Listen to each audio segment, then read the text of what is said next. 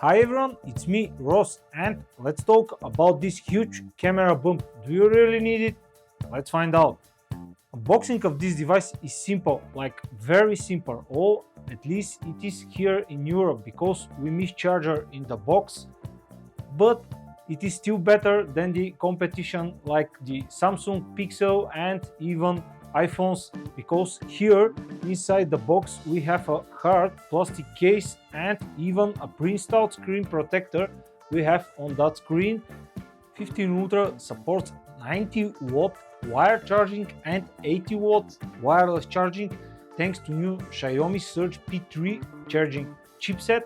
Using the stock 90-watt charger can top up the battery up to 100% in around 50 minutes. Colors are black, white, silver chrome and green. Mine is obviously black because I prefer the cleaner look over those childish fancy colors pretend to be professional camera when clearly it is not. I like the simple details like the embossed power button and camera ring, and the red accent there is matching perfectly with the black cover. I'm not sure you can see it from that angle, but it is really perfectly matching with the black cover. That's why I prefer it.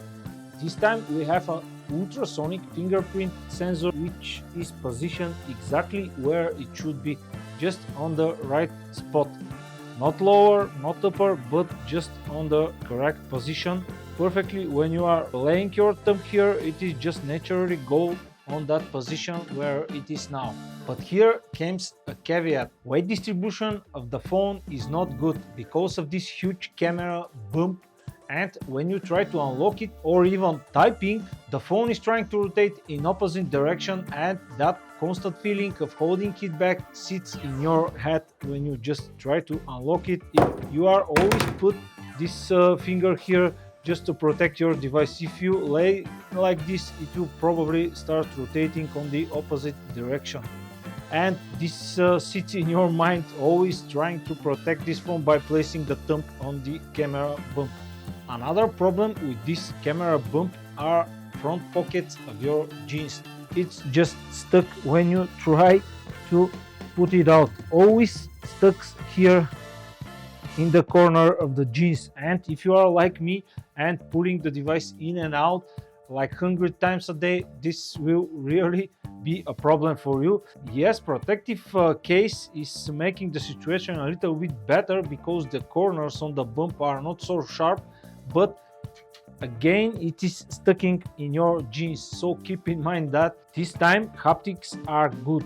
Yes, they probably are not on the same level with Oppo and Pixel devices, but they are really improved, and the vibration motor is good.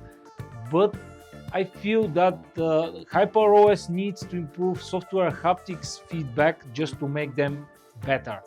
We have 90-20 Hz PWM, but to be honest, my eyes are very sensitive and I start feeling discomfort when I'm using this device for a long time. The Honor Magic 7 Pro was the best so far in terms of PWM, but let's compare it with S25 Ultra. Alright, here's a direct comparison in this sunny outdoor environment between Xiaomi 15 Ultra and Samsung Galaxy S25 Ultra. You can see both are set to the maximum level. It is automatic, and let's go to somewhere with a white background just to check it. And definitely to me 15 Ultra is with the brighter screen, and you know what, it can handle that brightness for a longer period of time, because S25 Ultra is start dimming after a minute or two. And let's go to another white background. Again, here you can see them, and you can see those big black bars that screams PWM. Few words about the loudspeakers of this device, and to be honest, I'm not really impressed. My expectations was higher for such a pricey device. Punchy bass is missing. Yes, the sound is loud, but can't say it's iPhone level. And let's compare it. iPhone 16 Pro Max, here it is, and this is Xiaomi 15 Ultra on the upper part. Let's just check the volume if it's set to maximum. Yes, it's set to maximum for the iPhone, and now for Xiaomi again set to maximum. Let's first start with Xiaomi.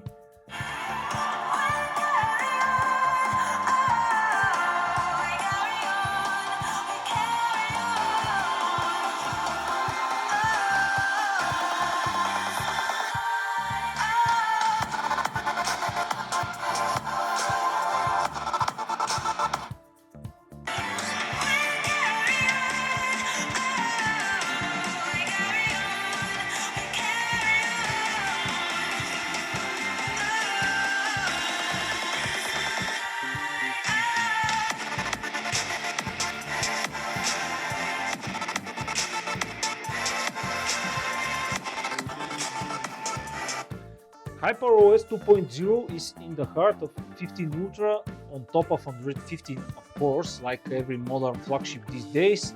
I will not go very in deep here because there are enough videos for HyperOS in YouTube. Mainly, I will focus on problems which I experienced so far with this device. Why the hell Xiaomi are not letting global users for double tap to lock the home screen? This is an option available in all their China devices and China version of HyperOS. Just double tap to lock the screen, but it's not available for global users. I'm still not sure why, and this is since the times of MIUI.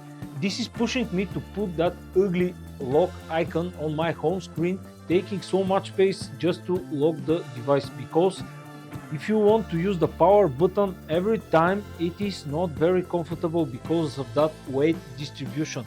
So double tap will be just perfect. But you can see you can double tap to lock the screen, but it's not available to lock the device when you double tap on the home screen. Maybe it's just me, but I'm tired of this.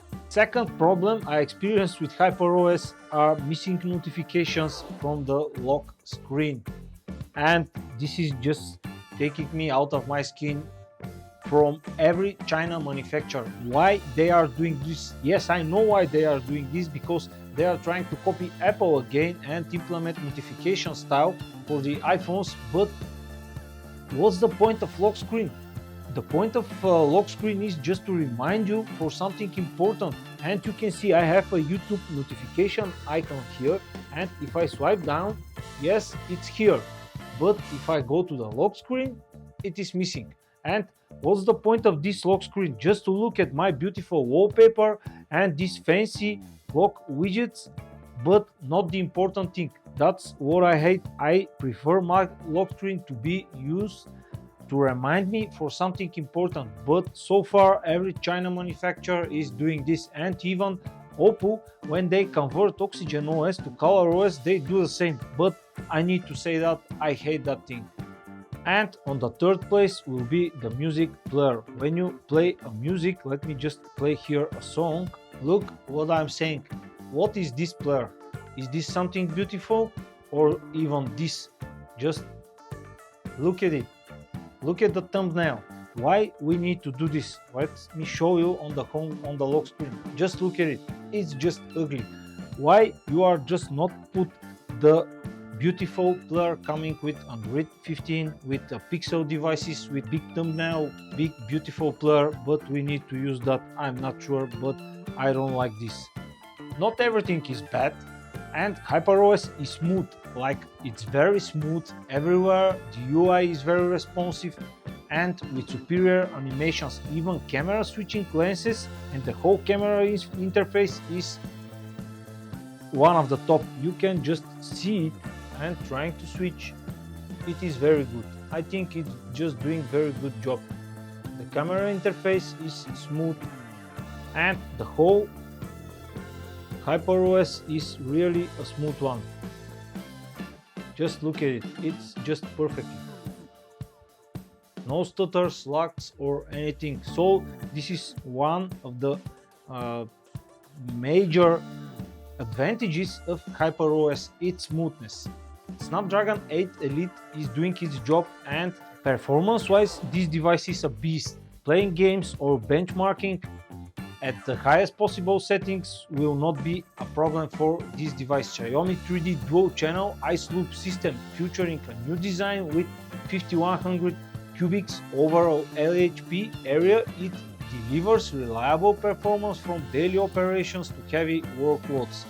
And these are words written on their website, but personally I'm not impressed. The device is getting really hot especially when you are using the camera for a long period of time, and this is something which needs to be addressed by Xiaomi.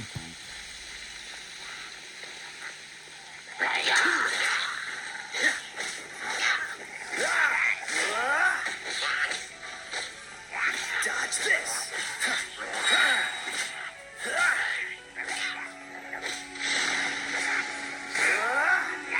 Cool it.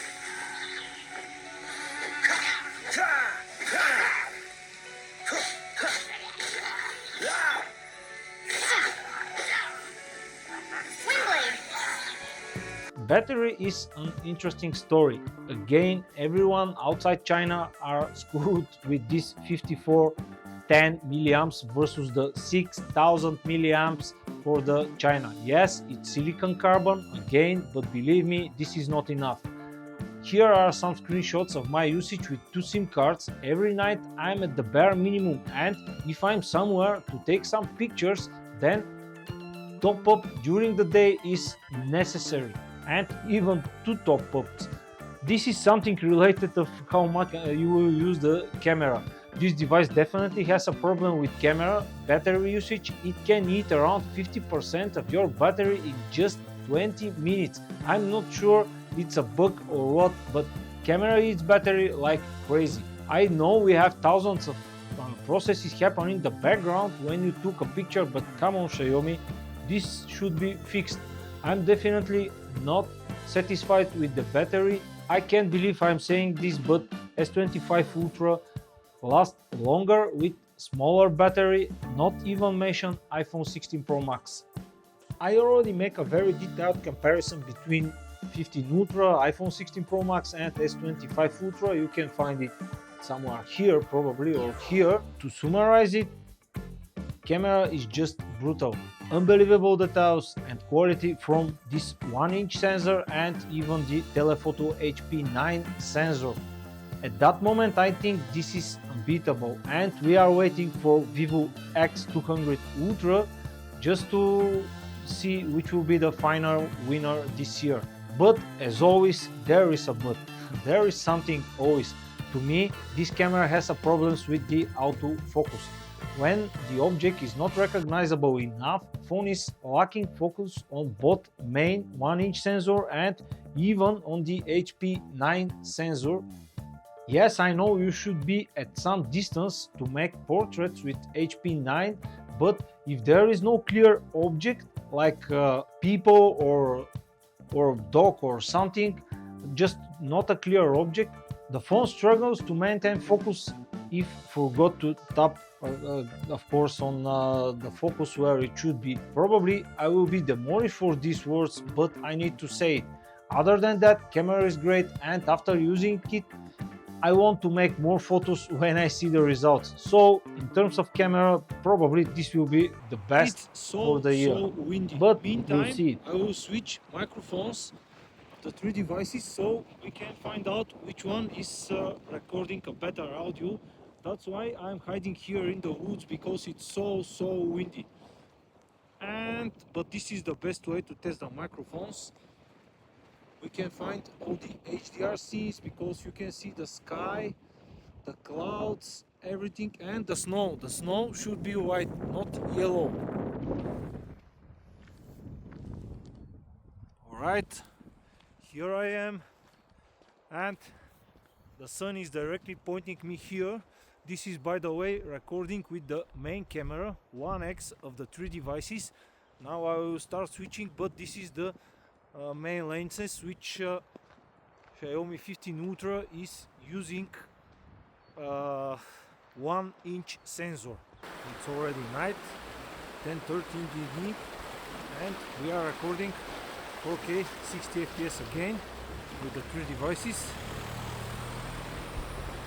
river is flowing behind me, and all the lights are here from the street light, so we can better compare these three cameras. Let's rotate them in front of me and check if there is any lens flare or on any of these three devices. At the end, I will say this device is mainly focused for taking pictures, and if you are not one of these making portraits the whole day, better skip it, because believe me, it is uncomfortable and followed by the facts of not very good battery life, heating issues, and price over 1100 euros. To me, this puts this device on a position only for camera enthusiasts. And that was it, guys. This was my quick and simple review of Xiaomi 15 Ultra. Don't forget, if you like this video, subscribe to my channel, like my other videos. Have a nice day.